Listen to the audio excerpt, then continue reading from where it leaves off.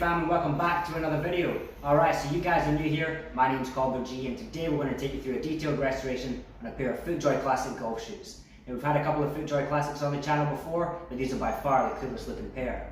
So this time around we're going to rip all this old stuff off, rebuild them back up to their former glory. So join us today and let's roll that B-roll.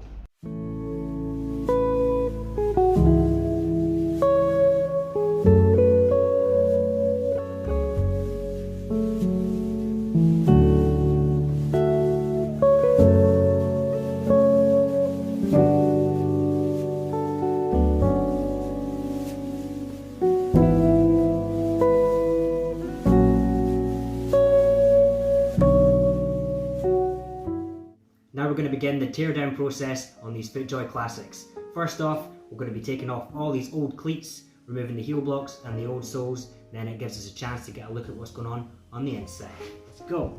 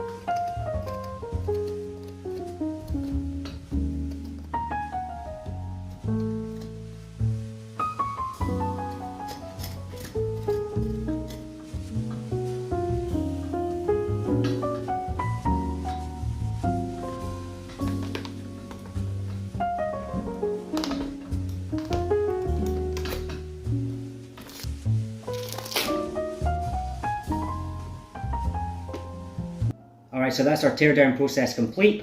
We've got our old sole here, and before we discard that, inside here we have the metal plate which all the cleats screw into. So we're going to keep that, put that aside, use that for the new sole, and we can get a look at what's going on the inside.